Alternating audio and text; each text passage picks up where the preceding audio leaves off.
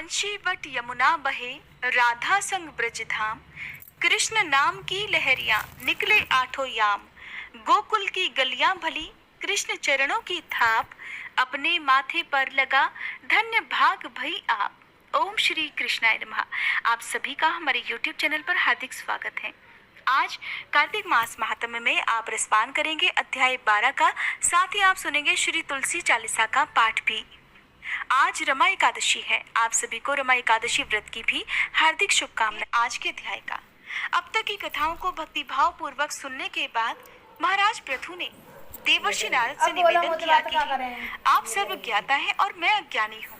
अब आप कृपा करके संतान वृद्धि और सुख संपत्ति देने वाली महाविद्या, महामाया, महामेधा, महास्मृति, महामोहा, महादेवी, महाईश्वरी और सर्व ईश्वरी अहोई देवी की उत्पत्ति और इनका व्रत कब और कैसे किया जाता है, इस बारे में हमें विस्तार पूर्वक बतलाइए।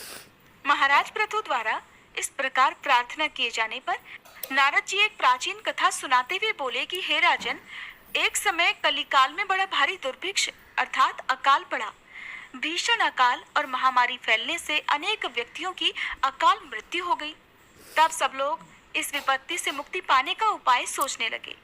अंत में निश्चय करके सबने कार्तिक कृष्ण सप्तमी को उपवास रखा।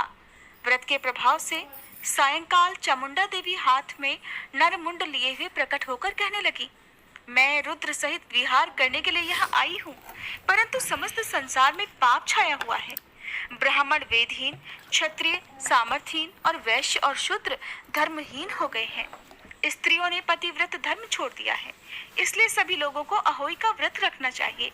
कार्तिक कृष्ण सप्तमी और अष्टमी को केवल रोगियों को छोड़कर शेष सभी स्त्री पुरुष सारे दिन भोजन ना करके सायंकाल अहोई देवी का पूजन करें। अहोई देवी मेरा ही नाम है, इसलिए सभी व्यक्ति अहोई पूजन को मेरा ही पूजन मानकर भक्ति भाव से करें।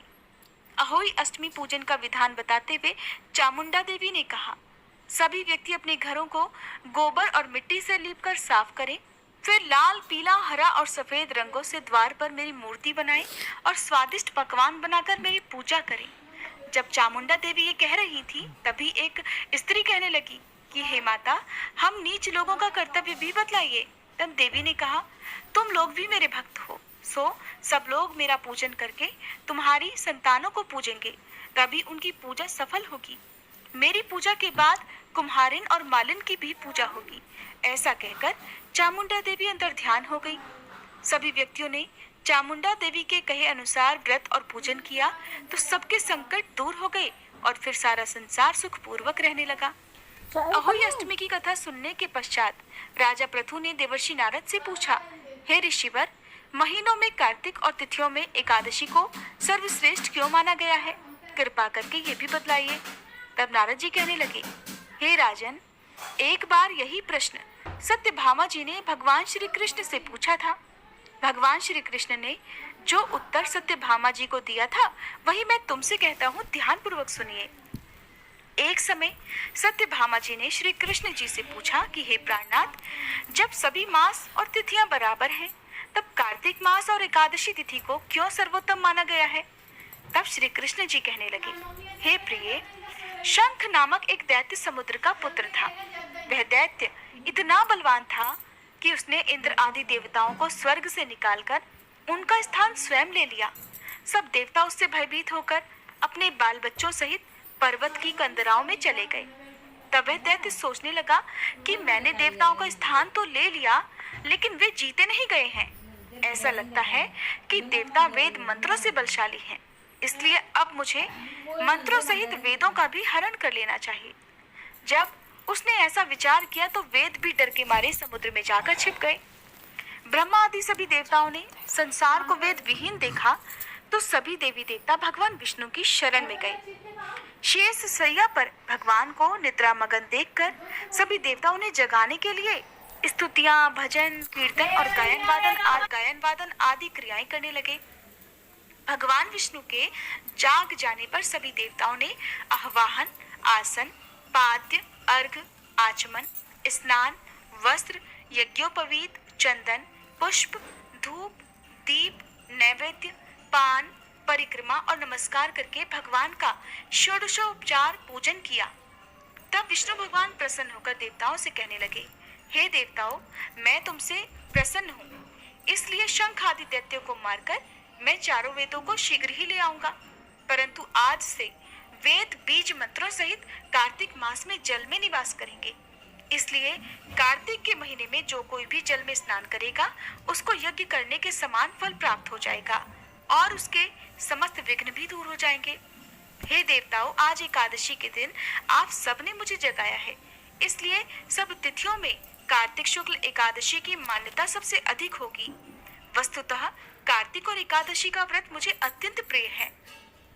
आगे की कथा सुनाते हुए देवर्षि नारद ने कहा, हे राजन, ऐसा कहकर भगवान मत्स्य अर्थात मछली का रूप धारण करके विंध्याचल में निवास कर रहे महर्षि कश्यप जी की अंजलि में आ गए। कश्यप जी ने उनको एक कमंडल में डाल दिया। जब कमंडल भर गया तो मत्स्य अर्थात मछली रूपधारी भगवान कहने लगे कि हमको कोई बड़ा स्थान दो। तब कश्यप जी ने उन्हें रहने के लिए घड़ा दिया। घड़ा भी भर गया और वह घड़ा भी उनके रहने के लिए छोटा पड़ने लगा। तब उन्होंने उस मछली को निकालकर कुएं में छोड़ दिया, परंतु भगवान मत्स्य रूप में तेजी से बढ़ते गए, इसलिए अब कश्यप जी ने उन्हें कुएं से निकालकर समुद्र में डाल दिया। और तब भगवान ने एक अत्यंत विशाल मछली का रूप धारण करके दैत्यराज शंखासुर को मार डाला। शंखासुर को मारने के पश्चात भगवान मत्स्य रूप त्याग कर विश्राम करने के लिए बद्री नारायण चले गए। बद्री नारायण में भगवान ने देवताओं से कहा, हे देवताओं, हमने शंखासुर का वध कर दिया है, इसलिए ऋषि और मुनि जाकर समुद्र के अंदर से चारों वेदों को ढूंढ लाए और तब तक देवताओं सहित प्रयाग में मेरा निवास रहेगा। तब ऋषियों ने अपने तपोबल द्वारा समुद्र में से वेदों के 6 अंगों अर्थात छंद, व्याकरण, कोश, वैद्यक, ज्योतिष और 6 स्मृति को ढूंढ निकाला। जिस वेद का जो भाग जिस ऋषि को मिला, तब से वह भाग उसी ऋषि का माना जाता है। इसके बाद समस्त ऋषि ब्रह्मादि देवताओं से प्रयाग में आए और उन्होंने वहां पर अश्वमेध यज्ञ किया, इसलिए प्रयाग को तीर्थों का राजा कहा जाता है। प्रयागराज में स्नान, दान और यज्ञ आदि करने वालों के जन्म जन्मांतर के पाप समूल नष्ट हो जाते हैं और वे मोक्ष के अधिकारी बन जाते हैं, इसमें तनिक भी संदेह नहीं। राजा पृथु को इतना वृतांत बताकर देवर्षि नारद फिर से कुछ क्षणों के लिए मौन हो गए। नारायण नारायण। आज का अध्याय समाप्त हुआ। इसके आगे का वृतांत आप अगली वीडियो में सुनेंगे। तुलसी चालीसा का पाठ फिर वीडियो के लास्ट में मैं आपको सूर्य ग्रहण के बारे में बताऊंगी। जय जय तुलसी भगवती सत्यवती सुखदानी, नमो नमो हरि प्रेसी श्री वृंदा गुणखानी। श्री हरि शीश विरजनी देहु अमर वर अम्ब, जनहित हे वृंदावनी अब न करब विलंब। जनहित हे वृंदावनी अब न करब विलंब। धन्य धन्य श्री तुलसी माता, महिमा अगम सदा श्रुति गाता। हरि के प्राण हो से तुम प्यारी, हरहि हेतु कीन्हो तप भारी।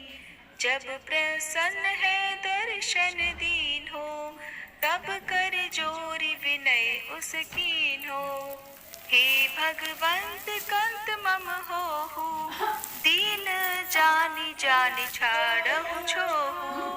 सुनी लक्ष्मी तुलसी की बान, लक्ष्मी तुलसी की बानी। दीन हो श्राप कध पर आनी, उस अयोग्य वर मांगन हारी। होहु बिटप तुम जड़ तनुधारी, सुनि तुलसी ही श्रव्योत ही ठामा। करहु वास तुहु नीचन धामा, दियो वचन हरि तब तत्काला। सुनहु सुमुखी जानि होहु बिहाला, समय पाई ब्योरो पाति तोरा। पूजहि आस वचन सत मोरा, तब गोकुल मह गोप सुदामा। तासु भई तुलसी तू बामा, कृष्ण रास लीला के माही। राधे शक्यो प्रेम लखि नाही, दियो श्राप तुलसी तत्काला। नर लोक ही तुम जन्महु बाला। यो गोप वह दानव राजा, शंख चूर्ण नामक शिर ताजा। तुलसी भई तासु की नारी, परम सती गुण रूप अगारी। अस द्वै कल्प बीत जब गयहु, कल्प तृतीय जन तब भयहु। वृंदा नाम भयो तुलसी को, असुर जलंधर नाम पति को। कर अति द्वंद अतुल बल धामा, कीन्हा शंकर से संग्रामा। जब निज सैन्य सहित शिव हारे, मरहि न तब हर हर ही पुकारे। पतिव्रता वृंदा थी नारी, को न सके पति ही संहारी। तब जलंधर ही भेष बनाई, वृंदाधिक हरि पहुँचो जाई। शिव हित लहि करि कपट प्रसंगा, कियो सतीत्व धर्म तो ही भंगा। भयो जलंधर कर संहारा, सुनी उर शोक उपारा। तिह क्षण दियो कपट हरि तारी, लखि वृंदा दुख गिरा उचारी। जलंधर जस हत्यो भीता, सोई रावण तस हरहि सीता। अस प्रस्तर सम हृदय तुम्हारा, धर्म खंडी मम पति संहारा। यही कारण लहि श्राप हमारा, होवे तनु पाषाण तुम्हारा। सुनि हरि तुरत ही वचन उचारे, दियो श्राप बिना विचारे। लख्यो ना निज करतूत पति को, छलन चाहियो जब पार्वती को। जड़ मति तुहस हो जड़ रूपा, जग मह तुलसी बिटप अनूपा। धग्व रूप हम शाली ग्रामा, नदी गंडकी बीच ललामा। जो तुलसी दल हम ही चढ़ई है, सब सुख भोग परम पद पई है। बिन तुलसी हरि जलत शरीरा, अतिशय उठत शीश उर पीरा। जो तुलसी दल हरि शिर धारत, सो सहस्त्र घट अमृत डारत। तुलसी हरि मन रंजनिहारी, रोग दोष दुख भंजनिहारी। प्रेम सहित हरि भजन निरंतर, तुलसी राधा में नाही अंतर। व्यंजन हो 56 प्रकारा, बिन तुलसी दल ना हरहि प्यारा। सकल तीर्थ तुलसी तर छाही, लहत मुक्ति जन संशय नाही। कवि सुंदर एक हरि गुण गावत, तुलसी निकट सहस गुण पावत। बसत निकट दुर्वासा धामा, जो प्रयास ते पूर्व ललामा। पाठ करहि जो नित नर नारी, होहि सुख भाषहि त्रिपुरारी। तुलसी चालीसा पढ़ी तुलसी तरु गृहधारी, दीप दान करि पुत्र फल पावहि बंध्यहु नारी। सकल दुख दरिद्र हरिहार द्वै परम प्रसन्न, आशीय धन जन लड़हि कर बसहि पूर्णा अत्र। लाही अभिमत फल जगत, महिलाहि पूर्ण सब काम। जेहि दल अर्पहि तुलसी, तह सहस बसहि हरि राम। तुलसी महिमा नाम लखन, तुलसी सोत सुख राम। मानस 40 रच्यो, जग मह तुलसी दास। प्रेम से बोलिए तुलसी महारानी की जय।